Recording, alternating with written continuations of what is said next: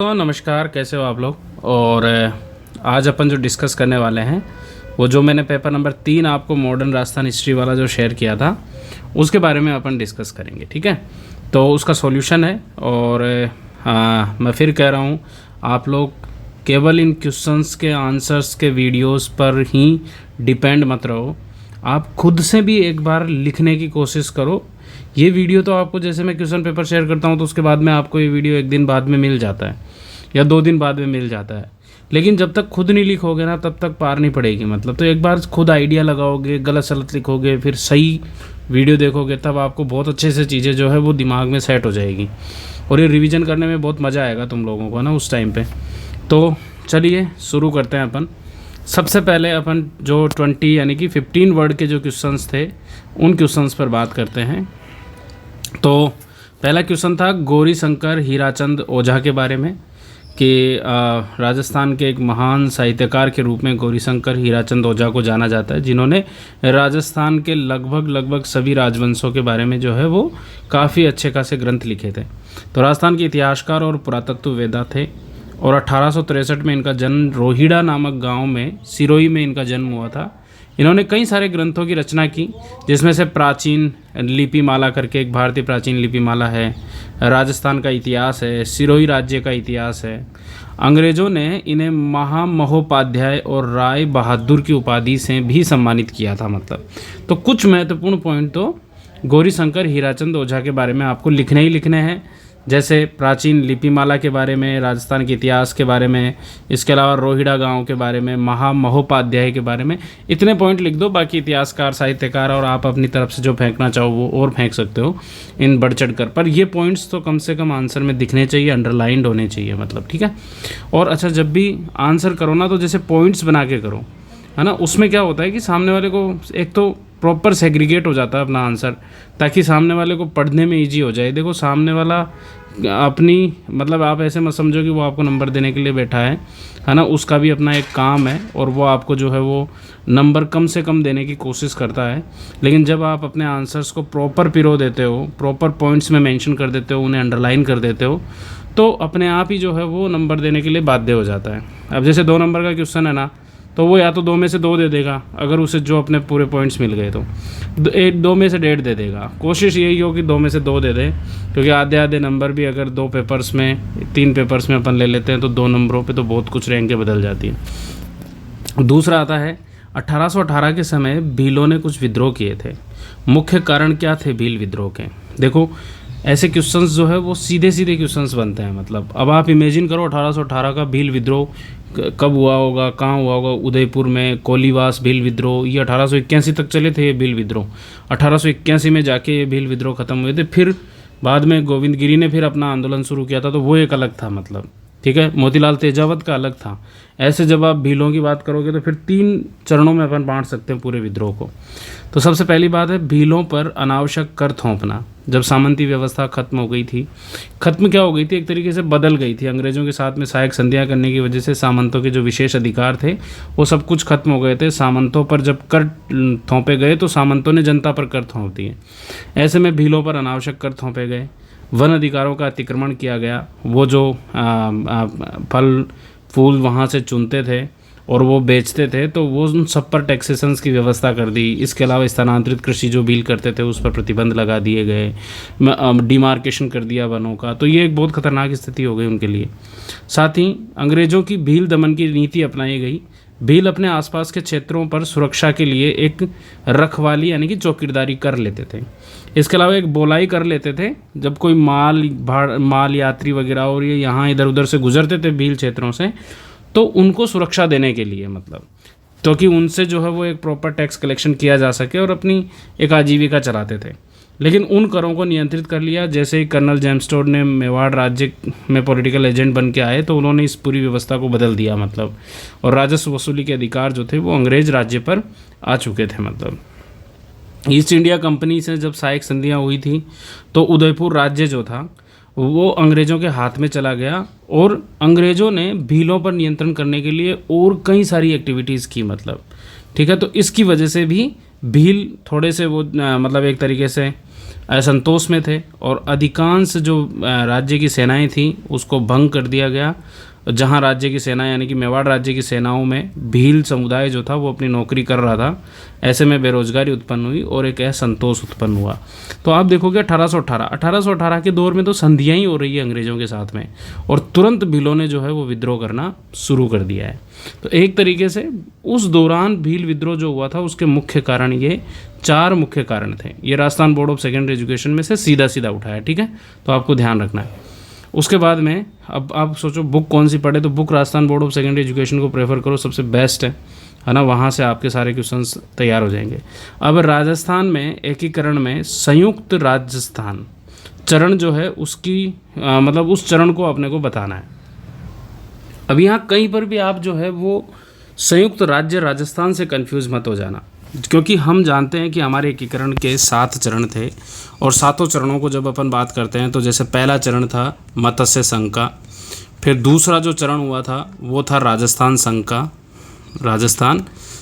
का, जिसे आप पूर्वी राजस्थान संघ के रूप में भी जानते हैं। तीसरा चरण जो हुआ था वो था संयुक्त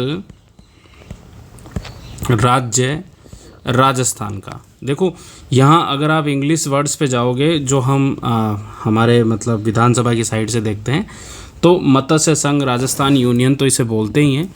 इसके साथ साथ संयुक्त राज्य राजस्थान जो था उसे यूनाइटेड स्टेट ऑफ राजस्थान बोलते हैं, जबकि मेरा यहाँ पर क्वेश्चन जो वो यूनाइटेड राजस्थान का है। यूनाइटेड स्टेट राजस्थान की बात नहीं कर रहा हूँ मैं, ठीक है। इसके बाद में जो चौथा चरण था जिसे अब वृहद राजस्थान कहते हैं हम, तो ये वृहद राजस्थान यानी कि ग्रेटर राजस्थान का चरण आ गया। फिर 5वां चरण की जब अपन बात करते हैं तो संयुक्त वृहद राजस्थान करके जो है वो अपन इस चरण को बोलते हैं, यानी कि संयुक्त, ठीक है। फिर इसी में क्योंकि दोनों मर्ज हो गए थे ना, तो संयुक्त राज्य राजस्थान, तो संयुक्त राज्य वृहद राजस्थान मतलब है ना, वृहद राजस्थान, ऐसे करके जो है वो 5वां चरण आ गया। और फिर 6ठा चरण आता है आपका संयुक्त राजस्थान वाला। तो यहाँ क्या है कि एग्जामिनर अपने को कंफ्यूज करने के लिए संयुक्त राज्य राजस्थान या संयुक्त राजस्थान दे सकता है, जहाँ हम एक दूसरे से कंफ्यूज हो जाएंगे। तो यहाँ जब भी आप ये पढ़ो तो यूनाइटेड स्टेट राजस्थान या यूनाइटेड राजस्थान, आप ध्यान रखना क्या पूछा जा रहा है, मतलब है ना। ये इसलिए ज़रूरी था क्योंकि यहाँ बहुत इंपॉर्टेंट है और कन्फ्यूजन भी हो सकता है, मतलब ठीक है। अब देखो आगे, तो ये एकीकरण का 6ठा चरण था। एकीकरण के 6ठा चरण जो हुआ था वो 26 जनवरी 1950 को हुआ, और इसमें संयुक्त वृहद राजस्थान के साथ में आबू रोड और देलवाड़ा को छोड़कर सिरोही का विलय कर दिया गया था, मतलब। और काफ़ी महत्वपूर्ण चरण था ये, जिसके बारे में हम आगे सिरोही का जो क्वेश्चन है उसमें डिस्कस करेंगे, ठीक है। इसका उद्घाटन जो है वो सरदार पटेल ने किया, और इस भेदभावपूर्ण विलय का राज्य में विरोध हुआ, और मुख्यमंत्री हीरालाल जो थे, हीरालाल शास्त्री जो थे, आप शास्त्री भी लिख देना इसमें, वो मुख्यमंत्री बने, और राज प्रमुख जो थे वो यहाँ सवाई मानसिंह ही रहे, मतलब ठीक है। तो यानी कि मुख्यमंत्री जो चौथे चरण में बने थे वो भी इसमें कंटिन्यू करे 5वें, 6ठे, 7वें में। और हालांकि फिर हीरालाल शास्त्री तो खैर चेंज हो गए थे, है ना, और सवाई मानसिंह जो थे वो अंतिम 1 नवंबर 1956 तक जो है वो हमारे राज प्रमुख के रूप में रहे थे, मतलब। तो इस तरीके से जो है वो तीसरा चरण काफ़ी महत्वपूर्ण चरण था सिरोही के विलय को लेके। अच्छा, जब भी ऐसे क्वेश्चंस आए कोई भी किसी भी पर्टिकुलर चरण के, तो उस चरण के बारे में हमें मेंस में क्या क्या लिखना है कि कब वो चरण होता है, कब हुआ, मतलब उसका उद्घाटन किसने किया, ठीक है, उसका उद्घाटन कहाँ हुआ, अगर मेंशन है तो उसमें महाराज प्रमुख कौन था, राज प्रमुख कौन था। आप इनमें से एक चीज़ लिखो, मतलब राज प्रमुख लिख दो, है ना, उपराज प्रमुख वगैरह लिखने की ज़रूरत नहीं है। उसमें फिर प्रधानमंत्री कौन बनाया गया, क्योंकि उस दौरान तक हमारे जो पद हुआ करते थे वो प्रधानमंत्री के इनके पद थे, मतलब ठीक है। और ऐसे ही जो है वो इसमें क्या क्या विलय हुआ, इन पॉइंट्स को तो अपने को मेंशन करना ही करना है। और जब भी ऐसे क्वेश्चंस आते हैं तो देखो मेंशन तो सब करेंगे, है ना, कि जैसे राज प्रमुख कौन था, मुख्य वहाँ प्रधानमंत्री कौन बना था उसमें, या उसका उद्घाटन का चरण क्या था। लेकिन ध्यान रखने वाली बात है कि लयबद्धता, है ना, एक कंटिन्यूटी होना बहुत ज़रूरी है कि कौन सा फैक्ट किसके बाद में आएगा, क्योंकि ये लेखन शैली जो है उसी से ही आपको फिर नंबर मिलेंगे। क्योंकि फैक्ट तो है ही, 1.5 नंबर आप फैक्ट का मान लो, लेकिन फिर 2 में से 2 लेने के लिए आधा नंबर जो है वो उस लयबद्धता का होना बहुत ज़रूरी है, ठीक है। उसके बाद में अगला आता है चौथा, मीणाकोर। अब मीणाकोर क्या है, देखो 1851 के आसपास जो है वो जहाजपुर, देवली, इन क्षेत्र में, मतलब मीणा समुदाय इन्हीं इलाकों में ज़्यादा है, भीलवाड़ा, टोंक, इन इलाकों में, मतलब या और अगर अपन बात करते तो जैसे दौसा, सवाई माधोपुर, ये रीजन है ही मतलब मीणा समुदाय के। तो 1851 के आसपास जहाजपुर जो भीलवाड़ा का क्षेत्र है वहाँ मीणाओं ने विद्रोह किया था। तो 1855 तक आते आते उन्होंने एक देवली रेजिमेंट जो है वो बना दी थी। और आपने देखा होगा कि देवली रेजिमेंट में फिर 5 जून 1857 को जो है वो राजस्थान में विद्रोह हुआ था। नीमच के सैनिकों ने यहाँ पर विद्रोह किया था, तो वो देवली रेजिमेंट बन गई थी। तो 1921 में हुआ ये कि मतलब मीणाओं पर नियंत्रण स्थापित करने के लिए बनाया गया था ना। तो 1921 में हुआ ये कि 42वीं जो देवली रेजिमेंट थी, साथ ही साथ 48वीं जो एरिनपुरा रेजिमेंट थी, इन दोनों को मर्ज कर दिया और मर्ज करके और मीणा कोर करके एक अलग ही बटालियन की स्थापना कर दी गई। मीणा कोर का गठन राजस्थान में आदिवासियों के प्रति अंग्रेज़ों की नीति का विस्तार कहा जाता है। तो ये जो फैक्ट है ना, ये इंपॉर्टेंट है। मान लो सीधा क्वेश्चन बन जाएगी मीणा कोर क्या है ना। तो ये अंग्रेज़ों की आदिवासियों के प्रति एक नीति है और जिसके माध्यम से उन्होंने मीणा नाम से जो है वो अपनी बटालियन बनाई, जिसमें 42वीं देवली रेजिमेंट और एरिनपुरा रेजिमेंट को 1921 में समाप्त कर दिया गया था। ठीक है, उसके बाद में आगे बढ़ते हैं। राजस्थान के उन 4 मुख्य स्थानों के नाम लिखो जहां 1857 के सैनिक विद्रोह हुए। तो आपको पता है कि राजस्थान में नसीराबाद में सबसे पहले सैनिक विद्रोह हुआ था। उसके बाद में कोटा मुख्य स्थान था अगर अपन बात करते हैं, क्योंकि राजस्थान में कई ऐसे इलाके थे जहां पर सैनिक विद्रोह हुए, लेकिन नसीराबाद के बाद में अहुआ जो सबसे ज़्यादा चर्चित रहा, जिसमें आप बिठोड़ा, चेलावास, ये दोनों क्षेत्र भी लिख सकते हो। एरिनपुरा जिसे मैं एक कॉमन लेवल पर बोल रहा हूँ, तो आप दोनों याद रख लो ना। और एक नीमच, ठीक है, नीमच भी एक ऐसा क्षेत्र था जहाँ विद्रोह हुआ।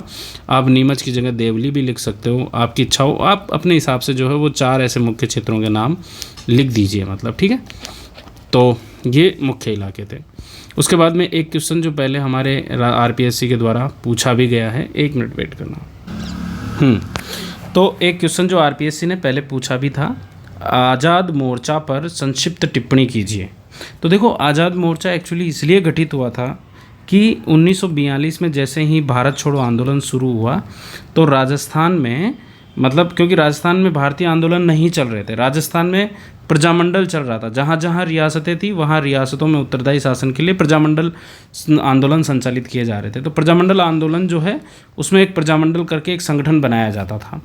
ये संगठन जो था हमारे यहाँ पर जयपुर में, विशेष रूप से जयपुर प्रजामंडल की जो स्थापना हुई थी, उसके मेन हेड हुआ करते थे हीरालाल शास्त्री जी। और हीरालाल शास्त्री जो थे वो भारत छोड़ो आंदोलन में शामिल एक तरीके से नहीं हो रहे थे। इसके पीछे रीज़न ये था कि उन्होंने एक जेंटलमैन एग्रीमेंट कर लिया था और उस जेंटलमैन एग्रीमेंट का ये शर्त थी कि प्रजामंडल जो है वो भारत छोड़ो आंदोलन में शामिल नहीं होगा। लेकिन कुछ क्रांतिकारी प्रवृत्ति के जो हमारे नेता थे उन्होंने इसका विरोध किया और उन्होंने एक अपना अलग ही भारत छोड़ो आंदोलन में शामिल होने के लिए एक मोर्चा बना लिया।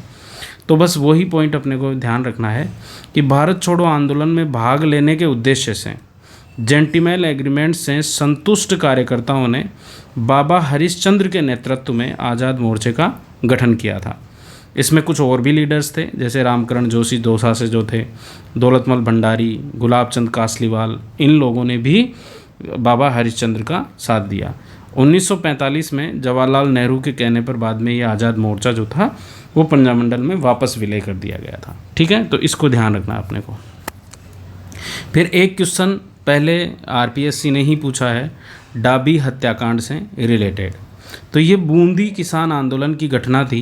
2 अप्रैल 1923 को डाबी गांव में ये घटना घटित हुई थी, जिसमें किसानों की सभा पर इकराम हुसैन नाम का एक पुलिस अधिकारी था, उसने फायरिंग की और नानक भील और देवीलाल गुर्जर जो थे, ऐसे 2 किसान यहाँ शहीद हुए। अगर किसी भी हत्याकांड की घटना से रिलेट करते हुए क्वेश्चन आ जाता है तो हमें ध्यान रखना है कि वो घटना किस आंदोलन की है, वो घटना कब हुई है, उस घटना में अगर कोई मतलब डेथ वेथ शहीद वहीद हुए हैं तो फिर वो शहीद कौन कौन हुए हैं, है ना। ये मेजर पॉइंट्स है जिनको अपने को ध्यान रखना है। ऐसे अगर किसी संगठन जैसे मोर्चा या प्रजामंडल के बारे में क्वेश्चन आ जाए तो फिर हमें प्रजामंडल में ध्यान रखना है कि उसकी स्थापना किसने की, उसके और लीडर्स कौन कौन थे मुख्य, उन्होंने कोई मुख्य घटनाएं घटित हुई हो तो वो आप मेंशन करो, कोई काम उन्होंने किया हो तो वो आप मेंशन करो। ठीक है, और जो नानक भील थे वो उस दौरान झंडा गीत गाते हुए शहीद हुए। मतलब आप ये पॉइंट लिखो तो ठीक, नहीं कोई बात नहीं। अगला क्वेश्चन 50 वर्ड्स के हैं।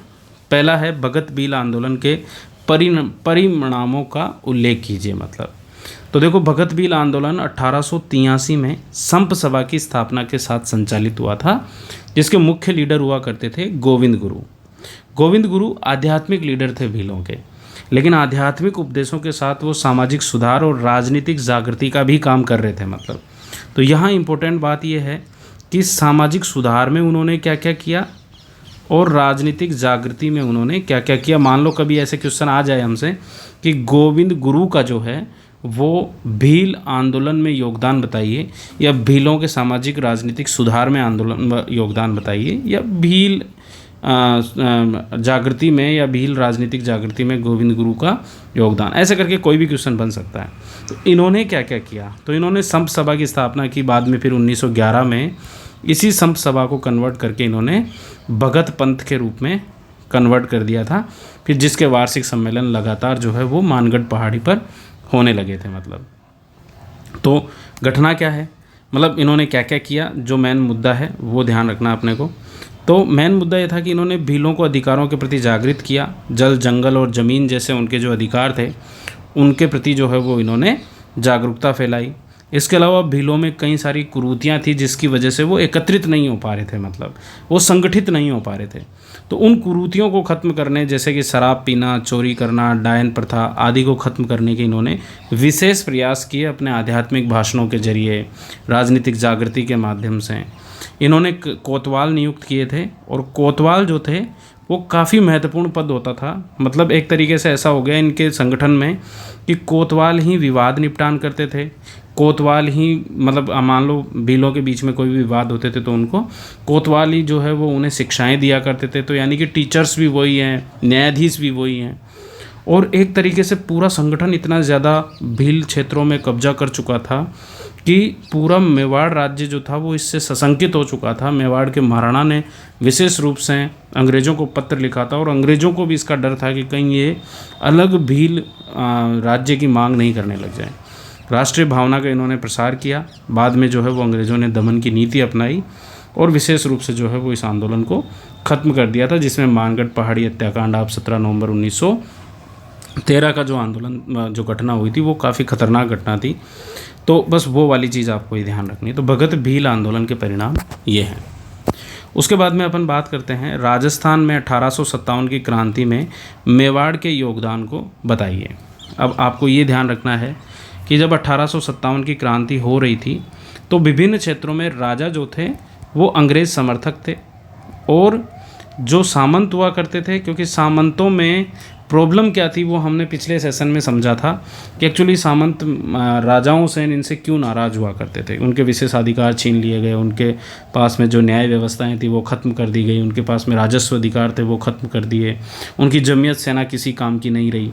तो एक तरीके से बहुत सारी समस्याएँ जो है वो सामंत झेल रहे थे। तो ऐसे में सामंतों ने अंग्रेज़ों और राजा का दुश्मन होना ही था, मतलब अपने आप ही ये समस्याएँ जो थी वो उनको दुश्मन बना देती है। तो सामंतों ने जो है वो विद्रोहियों का साथ दिया, मतलब ठीक है। तो इस तरीके से सामंत विद्रोही हो गए। अब ठीक स्थिति आप कहीं पर भी ले जा सकते हो, आप मारवाड़ में ले जाओ, आप चाहे से उसे जयपुर राज्य में ले लो, या आप उसे मेवाड़ राज्य में ले जा सकते हो, ठीक है। यहाँ क्या हुआ कि मेवाड़ के महाराणा स्वरूप सिंह थे, उन्होंने अंग्रेज़ों का साथ दिया और सामंतों को विशेष रूप से चेतावनियाँ जारी की थी, क्योंकि यहाँ कुछ ठिकाने थे, जैसे कि एक कोठारिया ठिकाना हुआ करता था जहाँ के ज्योत सिंह थे, मतलब ज्योत सिंह, और एक सलुम्बर ठिकाना था जिसके केसरी सिंह थे। तो केसरी सिंह वो बारट नहीं है ना, ये केसरी सिंह, रावत केसरी सिंह जिनका नाम था ना, तो ये सलुम्बर ठिकाने के ठिकानेदार हुआ करते थे। तो मेवाड़ के सामंतों ने अंग्रेज़ों का विरोध करते हुए सलुम्बर के रावत केसरी सिंह, जिन्होंने कुशाल सिंह चापावत की सहायता की थी, वहीं कोठारिया के रावत ज्योत सिंह, जिन्होंने ब्रिटिश विरोधी जागीरदारों को शरण दी थी। मतलब इवन जागीरदारों को ही नहीं, इन्होंने तात्या टोपे, नाना साहब जो पेशवा नाना साहब थे, इन सबको अपने क्षेत्र में शरण दी, इनके परिवारों को शरण दी, इन्हें वो सुख सुविधाएं प्रोवाइड करवाई जो इनको चाहिए थी। मतलब साथ ही जो भी विद्रोही होते थे उनके परिवारों की मदद करते थे, लोगों के बीच में जो है वो अंग्रेज़ विरोधी गतिविधियों को प्रसारित करते थे, जब नीमच आंदोलन हुआ, नीमच में क्रांति हुई, तो नीमच के सैनिकों को इन्होंने शरण दी, उनका जन स्वागत करवाया। तो वैसे टाइप की चीज़ें जो प्रत्यक्ष अप्रत्यक्ष रूप से विद्रोहियों का साथ दे रहे थे मतलब, ठीक है। तो ये आपको 50 वर्ड्स में ये वाले पॉइंट्स आपको मेंशन कर देने हैं। उसके बाद में अगला आता है कोटा क्रांति का उल्लेख कीजिए।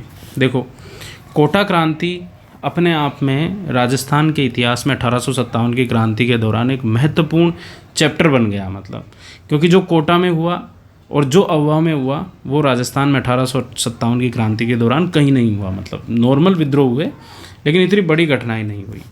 1857 की क्रांति के समय कोटा में एक जन विद्रोह हुआ था। कोटा में कुछ लीडर्स थे, मतलब क्रांतिकारी थे, जैसे कि एक जयदयाल थे, एक मेहराब खान थे, एक रतनलाल थे, एक जियालाल थे। जयदयाल, मेहराब खान, रतनलाल, जियालाल शुरू से ही, जब से क्रांति जो है वो मेरठ में शुरू हुई थी, तब से ही इनकी गतिविधियां जो थी वो अंग्रेज़ों को संदिग्ध लग रही थी। मेजर बर्टन जो थे यहाँ के पॉलिटिकल एजेंट हुआ करते थे, मेजर बर्टन जो पॉलिटिकल एजेंट थे, उन्होंने बार बार महाराणा को, यहाँ के जो राव राम सिंह थे यहाँ के राजा, उनको पत्र लिखा था मतलब कि भाई आप इनके खिलाफ़ कार्रवाई करो। लेकिन सेना का, यहाँ की जो नारायणी और भवानी टुकड़ियाँ थी, मतलब जो सैन्य टुकड़ियाँ थी, उनका दबाव इतना था महाराणा पर कि वो महाराजा पर कि वो प्रॉपर कोई एक्शन नहीं ले पा रहे थे। तब जियालाल, जयदयाल, मेहराब खान, रतनलाल, इनको ये लगा कि बर्टन जो है वो सबसे बड़ी प्रॉब्लम है मतलब यहाँ कोटा राज्य में। तो उन्होंने रेजिडेंसी को घेर लिया, आंदोलन शुरू किया, रेजिडेंसी को घेरा, रेजिडेंसी को आग लगा दी और पॉलिटिकल एजेंट मेजर बर्टन को मार दिया, उसके बेटों को मार दिया, उसके परिवार को जला दिया मतलब। और मेजर बर्टन की गर्दन काट के पूरे शहर में घुमाई गई, कोटा शहर में। इसके साथ ही कोटा शहर में जो साहूकार थे, महाजन थे, जो अंग्रेज़ों का समर्थन करते थे, उनकी बहियों को जला दिया। पूरे कोटा राज्य पर 6 माह तक जो है वो नियंत्रण स्थापित कर लिया। और इसके अलावा राव राम सिंह जो थे वहाँ के राजा, उनको नज़रबंद किया और उनसे ज़बरदस्ती जो है वो एक संधि पत्र पर हस्ताक्षर करवाए, जिस संधि पत्र की एक शर्त थी कि मैंने ही, मतलब राम सिंह के साइन होंगे नीचे और ऊपर लिखा हुआ था कि मैंने ही मेजर बर्टन और उसके पुत्रों को मारा। मतलब क्रांतिकारियों ने 6 माह तक कोटा पर अधिकार कर लिया। नसीराबाद के सैनिकों के सहयोग से क्रांतिकारियों को फिर बाद में कोटा को मुक्त कराया गया। चंबल नदी के पास से जब गोले दागे गए कोटा राज्य पर, तो उस दौरान फिर क्रांतिकारी जो है वो वहाँ से निकल गए।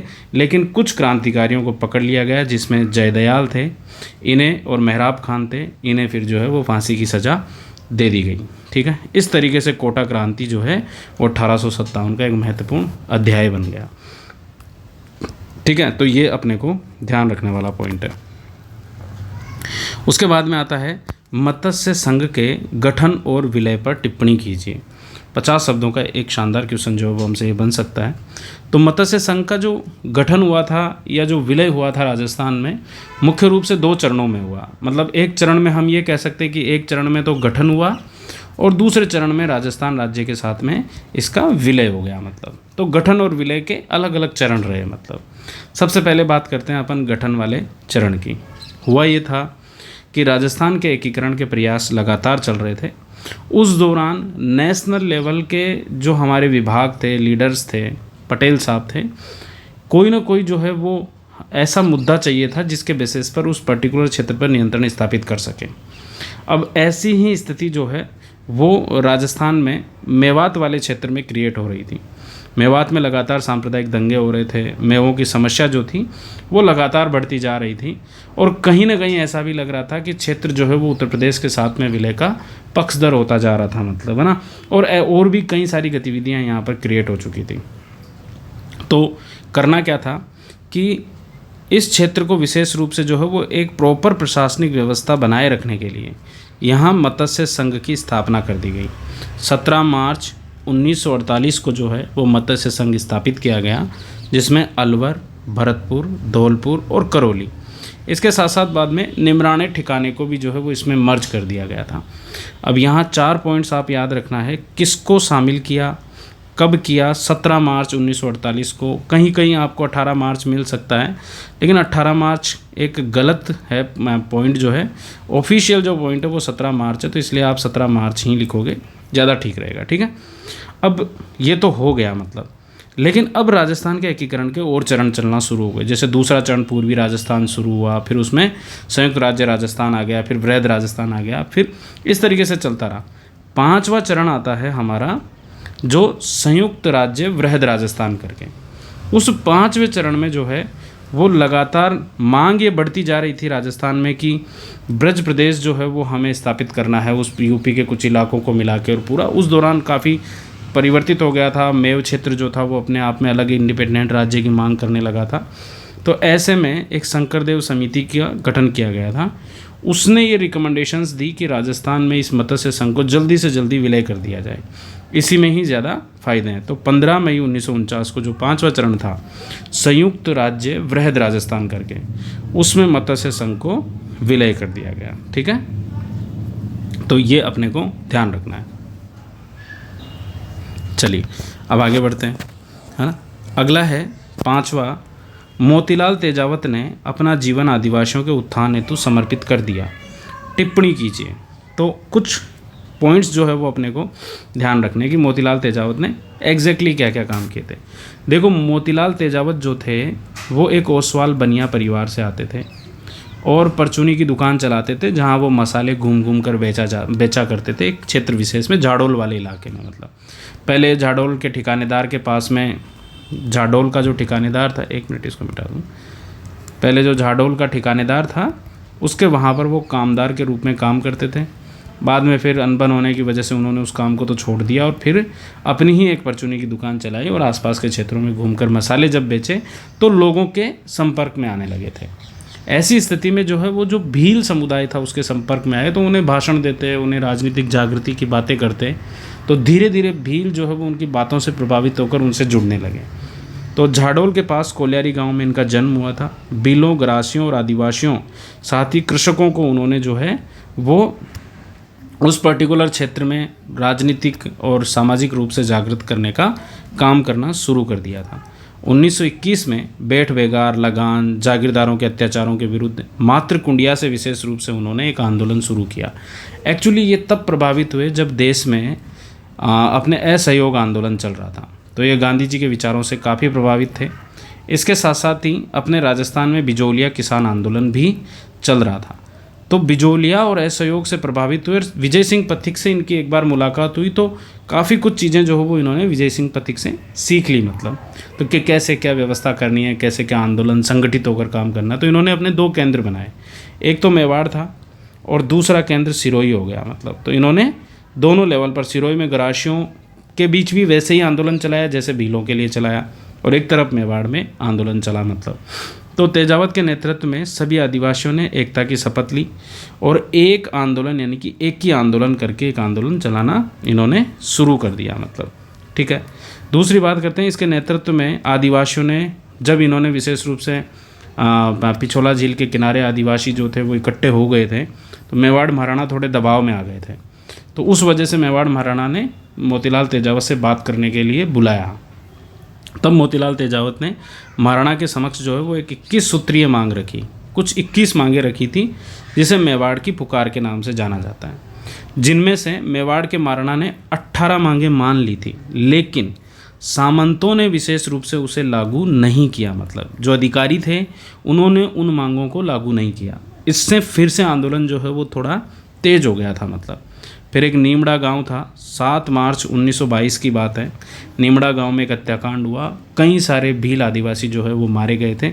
हालांकि सिरोही क्षेत्र की भी मैं जब बात करूं तो वहां आपने एक भूला गांव सुना होगा। काफ़ी टाइम पहले, अभी काफ़ी टाइम तो नहीं हुआ, लगभग साल भर पहले भूला में एक जो है वो शहीद स्मारक बनाने का निर्णय लिया था गहलोत सरकार के द्वारा। तो वो भूला गांव सिरोही का है। वो भी मोतीलाल तेजावत के प्रयासों से ही, वहाँ जो आंदोलन हुए थे उस आंदोलनों में कई सारे गरासिया जो मतलब आदिवासी थे, कई सारे लोग जो थे वहाँ पर मारे गए थे। तो उनकी याद में वो भूला गांव जो है वो एक बड़ा आंदोलन हुआ था। वो 6 मई 1922 का आंदोलन है, जहाँ तक मैं अगर एग्जैक्ट बोल रहा हूँ टाइम तो, है ना, 6 मई 1922 का। फिर मोतीलाल तेजावत जो थे वो भूमिगत हो गए थे। फिर उसके बाद में जो है वो इन्होंने लगभग 1929 तक जाके आत्मसमर्पण कर दिया था और फिर बाद में फिर ये राजनीतिक और इन कार्यों में लग गए। गांधी जी के प्रयासों के माध्यम से जो है वो उनकी विचारों को प्रसारित करना शुरू कर दिया। आज़ादी के बाद में इन्होंने खादी संघ ज्वाइन कर लिया, तो फिर खादी भंडार के इनके क्षेत्रों में लगे। तो वो सारी चीज़ मोतीलाल तेजावत से रिलेटेड है। ठीक है, अगला पढ़ते हैं। अगला है 100 वर्ड का क्वेश्चन हमारा। 100 वर्ड के क्वेश्चंस जो हैं, 4 क्वेश्चंस मैंने दिए थे, कुछ महत्वपूर्ण क्वेश्चंस जैसे अब एक पार्ट और आएगा इसका, है ना, तो उसमें मैं ऑलमोस्ट और कवर कर लूँगा। तो आपके जैसे प्रजामंडल से आ जाएगा, किसान मूवमेंट से और क्वेश्चन आ जाएंगे, तो आप लोग अच्छे से करें इनको। राजस्थान में राजनीतिक जागृति में क्रांतिकारियों की भूमिका जो है वो महत्वपूर्ण रही है, उनका उल्लेख करना है अपने को। तो देखते हैं क्या क्या विशेष भूमिकाएं रही है क्रांतिकारियों की इनकी। तो राजस्थान की राजनीतिक जागृति में क्रांतिकारियों की महत्वपूर्ण भूमिका रही। क्रांतिकारियों ने पत्र पत्रिकाओं, राजनीतिक संस्थाओं, व्यक्तिगत शौर्य और कई सारे आंदोलनों में अपनी भूमिकाओं के माध्यम से जो है प्रत्यक्ष और अप्रत्यक्ष रूप से राजनीतिक जागृति में अपना योगदान दिया। मतलब तो देखो, इंट्रोडक्शन हमें इस तरीके से लिखना है। देखो 20 और 50 वर्ड्स में इंट्रो की ज़रूरत नहीं है, लेकिन जब हम 100 वर्ड्स लिखने लगें तो हमें 2 लाइन का एक इंट्रो देना बहुत ज़रूरी हो जाता है। कई बार कई में तो हम directly point two point mention कर सकते हैं, लेकिन जैसे मान लो क्वेश्चन आ जाए कि महिला संबंधी सशक्तिकरण के सरकार के द्वारा किए जा रहे प्रयास बताइए, तो आप पॉइंट टू पॉइंट आप मेंशन करो, कोई इशू नहीं है। लेकिन कई बार क्या होता है कि कुछ ऐसे क्वेश्चंस भी होते हैं जिनमें इंट्रोडक्शन की डिमांड होती है, मतलब, और उस डिमांड को आप फुलफ़िल करो एक अच्छा सा 2 लाइन लिख के, और फिर आगे लिखो कि निम्न प्रकार है, मतलब, है ना। तो ऐसा एक ये लाइन आप ध्यान रखो। अब क्रांतिकारियों को इमेजिन करो कि कौन कौन से क्रांतिकारी क्या क्या उन्होंने काम किया। तो जैसे केसरी सिंह भारत, इन्होंने चेतावनीराज चुंगटे लिखा, और इसके अलावा इन्होंने कई सारे साहित्य और पत्र पत्रिकाएं लिखी, मतलब उनके माध्यम से लोगों को जागरूक करने का काम किया। मतलब तो इनके ग्रंथों के माध्यम से राजनीतिक जागृति प्रसारित की। मेवाड़ महाराणा को स्वाभिमान जागृत किया। और केसरी सिंह भारत तो ऐसे थे कि जब हिट लिस्ट आती थी, टॉप जो एक तरीके से मतलब उसमें गिने जाते थे, मतलब कि यही विप्लव फैलाने वाले हैं, उनमें सबसे टॉप पर नाम केसरी सिंह भारत का होता था, इवन पूरे भारत परिवार का। प्रताप सिंह भारत इनके बेटे, जिन्होंने 18 वर्ष की आयु में बलिदान कर युवाओं में राष्ट्र भावना का प्रसार किया। अर्जुन लाल सेठी जो थे, वो राजस्थान में कहीं ना कहीं क्रांति के जनक माने जाते हैं, क्रांतिकारी आंदोलनों के जनक माने जाते हैं। इन्होंने जैन जो शिक्षा प्रचारक समिति वगैरह और ये गठित की, वर्धमान पाठशाला बनाई। इन्होंने कई ग्रंथ लिखे, स्त्री मुक्ति, शूद्र मुक्ति जैसे ग्रंथों से लोगों में जो है वो क्रांतिकारिता को प्रमोट किया। मतलब इसके अलावा विजय सिंह पथिक की जब अपन बात करते हैं तो इन्होंने तरुण राजस्थान पत्रिका मतलब ये उसके एडिटर हुआ करते थे। राजस्थान सेवा संघ के माध्यम से इन्होंने जन जागृति फैलाने का काम किया। ये बिजोलिया किसान आंदोलन से भी जुड़े और वहाँ उसे संस्थागत स्वरूप प्रदान किया कि उन्होंने ऊपरमाल सेवा समिति का गठन किया था, जिसका अध्यक्ष बनाया था मन्ना पटेल को, और फिर वहाँ पर जो है वो ऊपरमाल का डंका करके एक पर्चा निकाला करते थे। तो इस सेंस में जो है वो बिजोलिया किसान आंदोलन को एक संगठित स्वरूप देने का काम जो है वो विजय सिंह पथिक ने किया। गोपाल सिंह खरवा हुआ करते थे, ये ठिकानेदार थे खरवा के, और इन्होंने उसको सारी मतलब ठिकाने को छोड़ के इन्होंने विशेष रूप से ये विजय सिंह पथिक और क्रांतिकारियों के साथ में लग गए। मतलब ऐसे ही कुशाल सिंह चापावत थे, ज्योत सिंह थे, ऐसे कई सामंत थे जिन्होंने अंग्रेज विरोधी नीतियों के माध्यम से अपना सर्वस्व जो है वो देश को न्योछावर करने की शिक्षा प्रदान की। मतलब इसके अलावा डूंगजी और जवाहर जी थे, इन्होंने लूट कर जो है अंग्रेज़ों को, जो गरीब लोग थे उनमें उनका धन वितरित किया। इसके साथ ही इनके सहयोगी लोटू निठारवाल थे, इनके कर्मा भील मीणा थे। इन लोगों ने भी इधर उधर जो है वो घूम घूम कर डूंगजी, जवाहर जी और जो लोगों को जागरूक करने के लिए चारण और भाटों के गीत हुआ करते थे, उनको गा गा कर जो है वो जन जन तक प्रसारित करने का काम किया। ऐसे ही कई क्रांतिकारी जिनके पत्र पत्रिकाओं ने क्रांतिकारिता की एक अलग जगाई, जैसे कि सागरमल गोपा, शहीद बीरबल, बाल मुकुंद बिस्सा, राम नारायण चौधरी, साधु सीताराम दास, जय नारायण व्यास, इन सब ने अपने अपने लेवल पर आपको जो याद आए, जैसी पत्रिकाएं याद आए, वो सब आप मेंशन कर सकते हो। ये बहुत बड़ा क्वेश्चन बन सकता है। 100 शब्दों की लिमिटेशंस को ध्यान में रख के आप पॉइंट टू पॉइंट जो है वो आंसर करें। मतलब ठीक है। उसके बाद में अगला क्वेश्चन आता है, राजस्थान में 1857 की क्रांति के दौरान विभिन्न क्षेत्रों में सैनिक विद्रोह हुए, उनका आलोचनात्मक मूल्यांकन अपने को करना है। अब आपका प्रश्न ये बनेगा कि आलोचनात्मक मूल्यांकन कैसे? देखो, पहले तो कई क्षेत्रों के सैनिक विद्रोह का हमें एक इंट्रोडक्शन सा देना है, फिर हमें कोशिश करनी है कि इन सैनिक विद्रोह में क्या कमी रह गई थी और इनका फ़ायदा क्या रहा, मतलब इनका महत्व क्या रहा, मतलब है ना, वो वाले पॉइंट।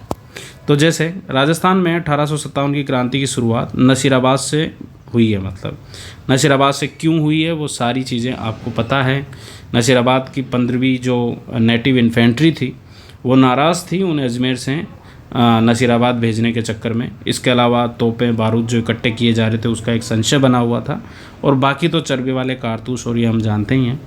तो 28 मई 1857 को जो है यहाँ विद्रोह की शुरुआत होती है। इन्होंने पूरी छावनी को तहस नहस कर दिया और ये दिल्ली की ओर बढ़ गए।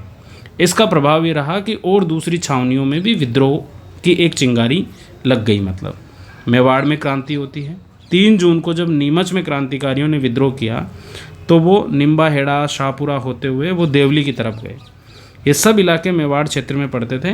तो इन क्षेत्रों में भी जनता ने स्वागत किया, सामंतों ने जो है वो अपना समर्पण विद्रोहियों के प्रति शो किया, है ना। तो एक तरीके से ऐसा लग गया कि मेवाड़ के लोग भी जो है वो महाराणा और अंग्रेजी राज्य के खिलाफ है। मतलब तो निम्बाहेड़ा, सुलुम्बर, शाहपुरा इन क्षेत्रों में विशेष रूप से सहयोग मिला विद्रोहियों को, और मेवाड़ महाराणा ने अंग्रेज़ों का साथ दिया। जोधपुर रियासत में अगर अपन क्रांति की बात करते हैं तो वहाँ तख्त सिंह जो वहाँ महाराजा हुआ करते थे, उन्होंने क्रांति को कुचलने का प्रयास किया था, क्योंकि वहाँ पर जो सामंत थे, जो ठिकानेदार थे कुशाल सिंह चापावत, उन्होंने विशेष रूप से जो है वो विद्रोह कर दिया था एरिनपुरा सैनिक छावनी के क्रांतिकारियों के साथ में मिलके। और एरिनपुरा सैनिक छावनी के मोती खां और शीतल प्रसाद थे। तो जोधपुर में मुख्यतः एरिनपुरा सैनिक छावनी ने विद्रोह किया, जिसका नेतृत्व मोती खान और शीतल प्रसाद कर रहे थे। इन्होंने अहुआ के सामंत कुशाल सिंह चापावत के साथ में मिलकर बिठोड़ा और चेलावास का युद्ध किया, जहां पर पॉलिटिकल एजेंट मैक मैसिन की हत्या करके और उसे किले के गेट पर टांग दिया गया था, अहुआ के किले पर उनकी गर्दन को।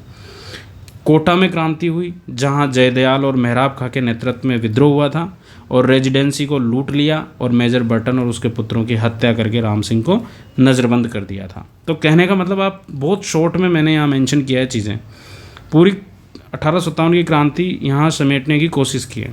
तो ये ध्यान रखना आपने को, ठीक है। कुछ रियासतों में भी विद्रोह हुए, जैसे भरतपुर में, इसके अलावा जो है वो अलवर में, जयपुर में, टोंक में, इन क्षेत्रों में भी हमें विद्रोह देखने को मिलता है। जैसे भरतपुर में जो है वो मथुरा के कारण विद्रोह हुआ, धौलपुर में जो है वो ग्वालियर के सैनिकों के कारण विद्रोह हुआ, अलवर में दिल्ली के कारण विद्रोह हुआ, जयपुर में जो है वो नसीराबाद सैनिक छावनी से भागकर जो लोग आए थे उनको राम सिंह ने शरण दी थी, टोंक में भी सैनिक विद्रोह हुआ, तात्या टोपे यहाँ पर आए। इस तरीके से ये चीज़ें हमें देखने को मिलती है। तो आप इन्हें शॉर्ट में जो है वो मेंशन कर सकते हो। इस रूप में राजस्थान की रियासतों में विभिन्न जगहों पर अंग्रेज़ों के खिलाफ व्यापक विद्रोह हुए, लेकिन ये विद्रोह असफल हो गए। असफल होने के कारण हमें मेंशन करने हैं। जैसे अंग्रेज़ों का साथ राजाओं के द्वारा देना एक सबसे महत्वपूर्ण जो कारण था, जो विद्रोह को असफल बनाता है। मतलब हालांकि विद्रोह के प्रभाव जो थे वो उसको विद्रोह को सफल बना देते हैं, लेकिन विद्रोह असफल रहा, और इसके पीछे कारण जो थे वो एक कारण था राजाओं का अंग्रेज़ों को सहयोग करना। मतलब इसके अलावा जो हमारे विद्रोही थे, सभी विद्रोही दिल्ली की तरफ जा रहे थे, जिसके पीछे कोई रणनीति नहीं थी। मतलब तो ये एक बड़ा कारण रहा। विद्रोहियों के पास में सामान नहीं था, रसद नहीं था, खाने पाने की व्यवस्था नहीं थी, शस्त्र नहीं थे। इस वजह से भी विद्रोही कहीं ना कहीं आधुनिक शस्त्रों के आगे डिफेक्ट में रहे। विद्रोही जो थे उनमें एकता का अभाव था, संगठन नहीं थी, मतलब एक प्रॉपर संगठन नहीं था, सूचनाएं प्रॉपर कम्युनिकेट नहीं हो पा रही थी। तो उसकी वजह से भी जो है वो विद्रोह विफल हुआ। साथ ही जो है वो एक तरीके से हम कह सकते हैं कि जो सामंत थे वो सारे सामंत भी साथ नहीं आ पाए। कुछ ही सामंतों ने विद्रोहियों का साथ दिया। जब तात्या टोपे पूरे राजस्थान में घूम रहे थे तो कुछ ही राजाओं ने जो है वो तात्या टोपे की हेल्प की थी, बाकी किसी ने भी हेल्प नहीं की। तो वो ऐसी स्थितियां क्रिएट हुई। वहीं विद्रोहियों में आपसी एकता और संपर्क का अभाव था। अलग अलग समय पर विद्रोह हुए, सभी ने दिल्ली जाने का रास्ता चुना, कोई केंद्रीय संगठन नहीं था, क्रांतिकारियों के बीच में प्रॉपर कम्युनिकेशन नहीं था, क्रांतिकारियों के पास में संसाधनों की कमी थी, इस वजह से विद्रोह असफल रहा। तो ये हमने थोड़ी सी आलोचना कर दी। फिर लेकिन हम आलोचना पे नहीं टिकेंगे, परंतु विद्रोह राजनीतिक और स्वतंत्रता के मूल्य, सहयोग की भावना और शोषण के खिलाफ अंग्रेजों के लिए जनमत तैयार करने में काफ़ी कुछ सफल रहा। तो इसलिए मैंने ये क्वेश्चन मतलब पूरा वो बनाया है, इसका आंसर इतना बड़ा, ताकि अभी आप पढ़ लोगे, अभी आप समझ लोगे तो आपके दिमाग में इसमें से अगर 80% भी आपको याद रहता है, 70% भी, तो आपका 100 शब्दों का क्वेश्चन जो है वो अच्छे से तैयार हो जाएगा। तो इसलिए इसको ध्यान से एक बार फिर से सुन लेना, अगर आपको फिर लगता है तो फिर सुन लेना, लेकिन आप इसे अच्छे से तैयार करो, ठीक है। दूसरा था प्रजामंडल आंदोलन न केवल स्वतंत्रता आंदोलन थे बल्कि सामाजिक आर्थिक सुधार आंदोलन भी थे। अब देखो यहाँ प्रॉब्लम क्या आ जाती है, जब हम प्रजामंडल आंदोलन का एक क्वेश्चन पढ़ रहे होते हैं तो हमारे दिमाग में तुरंत राजनीतिक मूवमेंट चल जाता है। मतलब तो राजनीतिक मूवमेंट तो चलो था ही है, उत्तरदायी शासन की स्थापना की मांग तो कर ही रहे थे, लेकिन यहाँ क्वेश्चन पूछा जा रहा है सामाजिक और आर्थिक सुधार आंदोलन का, तो हमारा आंसर सामाजिक और आर्थिक सुधार आंदोलनों पर होना चाहिए, मतलब ठीक है, ये ज़रूर ध्यान रखना है। तो सबसे पहले हम जब इसके इंट्रोडक्शन की बात करें तो प्रजामंडल आंदोलन रियासतों में स्वतंत्रता आंदोलन के रूप में ही संचालित हुए थे, जो हम जानते हैं। इनका मुख्य उद्देश्य था रियासतों में उत्तरदायी शासन की स्थापना करना। भाई पूरे देश में ब्रिटिश जो राज्य हुआ करते थे वहाँ तो विशेष रूप से आंदोलन तो चल ही रहे थे, भारत छोड़ो आंदोलन चल रहा था, और भी आंदोलन गांधी जी के द्वारा जो चलाए जा रहे थे वो सब चल रहे थे, लेकिन रियासतों में नहीं हो पा रहा था, क्योंकि क्रांतिकारी जो नेशनल लेवल के क्रांतिकारी थे वो रियासतों में नहीं आ सकते थे, क्योंकि रियासतों के रूल्स रेगुलेशंस अलग थे, राजा महाराजा थे, तो उनकी अपनी स्थितियां थी, तो वो अनावश्यक जो है वो उन पचड़ों में नहीं पड़ना चाह रहे थे। तो उन्होंने ऐलान किया था कि भाई रियासतों में भी जो है वो जहाँ अगर सब चाहते हैं भाई हाँ भारतीय आंदोलन के साथ साथ चले, तो वो अपने अपने स्तर पर भी मूवमेंट चलाएँ। फिर उन्होंने जो अखिल भारतीय देशी राज्य लोक परिषद का गठन किया, फिर वो एक क्षेत्रीय देशी राज्य लोक परिषद बनी, फिर उसके अधीन प्रजामंडल बने, वैसे चला, मतलब ठीक है।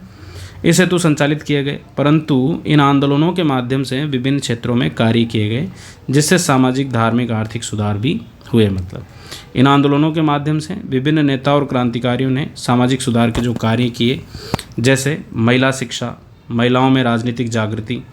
अब इसमें क्या क्या, जैसे शांताबाई शिक्षा कुटीर की स्थापना हम जानते हैं, हीरालाल शास्त्री द्वारा महिला मतलब ये शांताबाई शिक्षा कुटीर की स्थापना की गई थी, जो आज वनस्थली विद्यापीठ के नाम से जाना जाता है। महिला मंडल जो विजयाबाई भावसार जो बांसवाड़ा के क्षेत्र में है ना, दूलजी बाई भावसार की वाइफ थी, इन्होंने विशेष रूप से महिला मंडल बनाए और महिलाओं में एक राजनीतिक जागृति का काम किया। मतलब इसके अलावा कन्या पाठशाला जैसे बीकानेर में, इन क्षेत्रों में जो है वो स्थापना हुई। दलित उत्थान के क्षेत्र में अगर अपन काम करें तो कन्हैयालाल ढूंढ ने, जैसे कन्हैयालाल ढूंढ ने कन्या पाठशाला बनाई, वैसे ही दलित उत्थान के लिए कबीर पाठशाला बनाई। अलवर प्रजामंडल में पंडित हरिनारायण शर्मा जो थे, उन्होंने वाल्मीकि संघ, आदिवासी संघ जैसे संगठनों की स्थापना की, ठीक है। भरतपुर के शासक किशन सिंह जो थे, उन्होंने हिंदी भाषा को प्रमोट करने का काम किया। जो हमारे माणिक्यलाल वर्मा जी थे, उन्होंने खांडलाई आश्रम, है ना, खांडलाई आश्रम, एक सेकंड रुकना, एक कॉल आ गया था, मैं कहाँ था। तो वर्मा जी ने खांडलाई आश्रम की जो है वो स्थापना की थी, है ना, और इसमें जो है वो उन्होंने भीलों में सामाजिक सुधार वगैरह के कार्य किए। इसके माध्यम से शिक्षा प्रसार का काम किया। प्रयाण सभाएं स्थापित की गई, जिनके माध्यम से भीलों, आदिवासियों, ग्रासियों क्षेत्रों में जो है वो बड़े स्तर पर सामाजिक सुधार के कार्य किए जाने लगे थे। अगर आर्थिक सुधारों की बात करें, देखो यहाँ क्वेश्चन पूछा गया, अगर मान लो सामाजिक सुधार पूछता तो हम सामाजिक सुधार को ही विस्तारित करते। पूरे प्रजामंडल आंदोलन को इमेजिन करो और कहाँ कहाँ किस किस ने सामाजिक सुधार के काम किए, उन सबको लिस्ट कर लो। ऐसे ही फिर यहाँ क्वेश्चन आर्थिक सुधार का भी है, तो फिर हम उस आर्थिक सुधार की बात भी लिखेंगे, नहीं तो क्वेश्चन अधूरा हो जाएगा। आर्थिक सुधार में अगर अपन बात करते हैं तो प्रजामंडल मूवमेंट के दौरान खादी ग्रामोद्योग जो संगठन थे, इनको बढ़ावा मिला। गौरीशंकर उपाध्याय ने सेवाश्रम जैसे संगठनों का निर्माण किया। जमनालाल बजाज ने चरखा संघ जैसे संगठन बनाए। तो एक्चुअली क्या था कि देखो, कोई भी मूवमेंट जो है वो अपने राजनीतिक लेवल पर ही सक्सेसफुल नहीं हो सकता जब तक कि वो समाज को साथ नहीं जोड़ेगा, जब तक कि इकोनॉमिक डेवलपमेंट नहीं करेगा लोगों को। गांधी जी ने यही तो रणनीतियाँ अपनाई थी। गांधी जी लोगों को एकजुट कर रहे थे, उसी दौरान कई सारी कुरीतियों को खत्म करने का काम भी कर रहे थे। उनकी संघर्ष विराम संघर्ष की रणनीति जो थी वो इसी तरीके से चलती थी कि जब असहयोग आंदोलन शुरू किया उससे पहले उन्होंने बड़े प्रयास किए थे। मतलब लोगों को सत्याग्रह का पाठ पढ़ाया। सत्याग्रह में आप जानते हो एकादश व्रत होते हैं, उन एकादश व्रतों का पालन करने वाला ही सत्याग्रही हो सकता है। तो फिर वो एकादश व्रत में बहुत कुछ आ गया, छुआछूत का अंत, स्वदेशी अपनाना, संभाव रखना धर्मों के प्रति। वो काफ़ी बड़ा रिवॉल्यूशनरी सुधार थे। लेकिन फिर उन्होंने असहयोग आंदोलन में पाया कि यार लोग अभी तैयार नहीं है, मतलब अहिंसा को लेकर इनके लिए, तो उन्होंने एक बड़ा जो है वो गैप दे दिया। फिर उन्होंने एक विराम की रणनीति अपनाई संघर्ष के बाद में। फिर विराम रहा उनका 30 तक विराम रहा। फिर 30 में उन्होंने जो सिविल डिसोबीडियंस मूवमेंट अपनाया। फिर ऐसी स्थिति में जो है वो सविनय अवज्ञा आंदोलन। फिर उस अवज्ञा आंदोलन के बाद में फिर जो है वो मूवमेंट को रोक दिया। फिर लोगों में जो है वो हरिजन उत्थान और इन क्षेत्रों में काम करने लग गए। फिर उन्होंने भारत छोड़ो आंदोलन चलाया। तो ये संघर्ष विराम, संघर्ष की रणनीति में विराम के दौर में रचनात्मक काम करते थे, और वो रचनात्मक काम तभी आंदोलन को और आगे बढ़ा सकते हैं। मतलब उनकी पॉपुलैरिटी बढ़ती गई, आंदोलन में लोगों की संख्या बढ़ती गई, वो इसी के लिए एक कारण थे। मतलब तो प्रजामंडल आंदोलन भी इसी तरीके से चले कि खादी ग्राम उद्योग को बढ़ावा मिला। ठीक है, हमारे देश में क्रांतिकारी आंदोलन क्यों ख़त्म हो गए, क्यों सक्सेसफुल नहीं हो पाए? क्योंकि क्रांतिकारी आंदोलनों ने कोई सामाजिक और धार्मिक या राजनीतिक उत्थान का मतलब ऐसा कोई काम नहीं किया, मतलब है ना, ऐसे कोई, उन्होंने बस अपने व्यक्तिगत शौर्य के दम पे आज़ादी दिलाने का प्रयास किया, जो कि सक्सेसफुल नहीं हो पाया। तो खादी ग्राम उद्योग को बढ़ावा मिला, है ना। किसान अधिकारों और भूमि सुधारों पर भी बल दिया गया, भूमि की उचित पैमाइश पर बल दिया, विभिन्न करों का विरोध किया गया, पशुपालकों को प्रोत्साहित किया गया, चारागाह विकास से तो कई सारे विभिन्न कार्य किए गए, स्वदेशी वस्तुओं को बढ़ावा दिया गया, कुटीर उद्योगों का विकास किया गया, तोल आंदोलनों के माध्यम से मापतोल में सुधार किया गया। इस प्रकार आंदोलनों के माध्यम से सामाजिक आर्थिक विकास का कार्य करते हुए राजनीतिक जागृति और उत्तरदायी शासन का प्रयास करने का कार्य किया गया। ठीक है, उसके बाद में अगर अपन बात करते हैं, अगला क्वेश्चन आता है, एक सेकेंड, अब अगला है, निम्नलिखित पर टिप्पणी करें, कमेंट ऑन दी फॉलोइंग। सबसे पहला है अजमेर सूबा, दूसरा अजमेर दरबार, और तीसरा है अजमेर का विलय। देखो यहाँ से जो है वो कुछ एक बार कुत्ते भौंकना शुरू करते हैं, फिर वो बंद नहीं होते, है ना, ऐसे ही। अब एक मिनट रुकी जाओ, मैं थोड़ा सा पॉज कर रहा हूँ। ठीक है, तो अब पहली बात करते हैं अपन अजमेर सूबे की। देखो अजमेर सूबा मुग़ल प्रशासन में, पूरा मुग़ल साम्राज्य 12 सूबों में बटा हुआ था, मतलब 12 सूबे थे टोटल। तो 12, अब क्या बताऊँ मैं, क्या करूँ, है ना। अब एक्चुअली उसका काम है, वो कर रहा है, मैं मेरा काम कर रहा हूँ, दोनों एक दूसरे के कॉन्ट्राडिक्टरी हो रहे हैं, है ना। पर अब थोड़ा थोड़ा चलने देते हैं, वो बंद हो जाएगा, ठीक है, नहीं तो अभी थोड़ी देर में मैं बंद हो जाऊँगा, है ना। तो 12 सूबे, पूरा मुग़ल साम्राज्य जो था वो 12 सूबों में बटा हुआ था। अब उनमें से एक सूबा हुआ करता था अजमेर का। ठीक है, अजमेर सूबे, हर साम्राज्य छोटे टुकड़े, जैसे आज भारत है तो भारत में राज्य थे, वैसे सूबे थे मतलब। और सूबे जो थे उनके अधीन सरकारें होती थी, सरकारों के अधीन परगने, परगनों के अधीन मौजे, इस तरीके की व्यवस्था होती थी मतलब। तो मुग़ल प्रशासन 12 सूबों में से एक था, जिसकी स्थापना अकबर ने 1580 में की थी मतलब। इसका पहला जो सूबेदार बनाया गया था वो बनाया गया था दस्तम खान को। इसके अधीन टोटल 7 सरकारें थी, जैसे अजमेर, राजधानी हुआ करती थी जोधपुर, चित्तौड़गढ़, रणथंभौर, नागौर, सिरोही, बीकानेर, ऐसी कई सरकारें थी मतलब। ठीक है, तथा 139 जो थे वो परगने शामिल हुआ करते थे। बाद में ये परगने 197 तक चले गए थे, ध्यान रखना। तो 139 से 197 परगने हो चुके थे।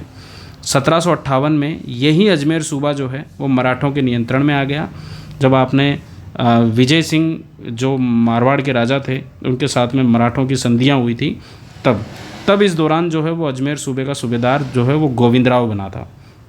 फिर 1818 में सहायक संधियां हुई, और जो अंग्रेज़ों के साथ में सहायक संधियां हमारी हुई, तो एक्चुअली मराठों का पतन हो चुका था 1818 तक। मराठों के 3 मराठा युद्ध हुए थे, आंग्ल मराठा युद्ध, उनके माध्यम से तीसरे युद्ध तक सब कुछ खत्म हो गया था। तो पूरा सूबा जो था वो अंग्रेज़ों के अधीन आया, और अंग्रेज़ों ने विशेष रूप से जो है वो राजपूताना रेजिडेंसी बना दिया, जिसका मुख्यालय अजमेर को बनाया। और बाद में फिर जो है वो इसका कार्यालय एक अपने आबू में भी बनाया गया था। ठीक है, तो ये एक तो अजमेर सूबे की अपन बात करते हैं। ठीक है, दूसरा अगर अपन बात करें अजमेर दरबार की, तो देखो जैसे दिल्ली दरबार आपने सुने होंगे, 3 दिल्ली दरबार हुए थे, है ना। 1911 का एक लास्ट दिल्ली दरबार था। ऐसे ही अपने राजस्थान में भी अजमेर दरबार हुए।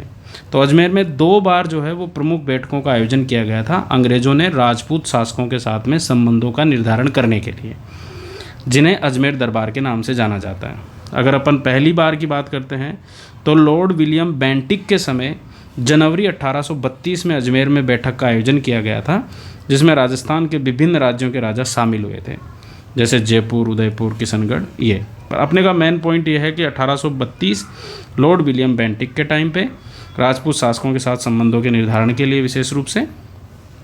दूसरा जो था वो 1870 में मेयो के टाइम पे विशेष रूप से जो है वो एक अजमेर दरबार का फिर से आयोजन हुआ था, और इसमें ब्रिटिश सत्ता द्वारा विदेशी नरेशों के प्रति एक विनम्र नीति अपनाई जाने की घोषणा की थी, जिसमें राजस्थान के लगभग सभी राजा जो थे वो प्रेजेंट हुआ करते थे, है ना।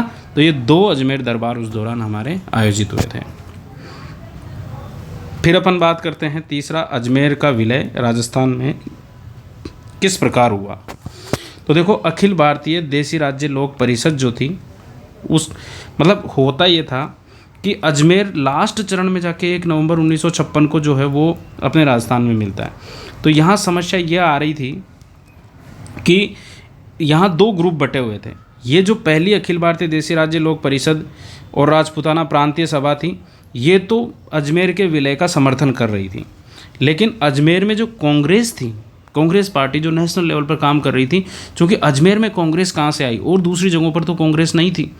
अजमेर में कांग्रेस के पीछे रीज़न था कि अजमेर जो है वो सेंट्रल प्रशासन में आता था, मतलब एक यूनियन टेरिटरी के रूप में आता था एक तरीके से।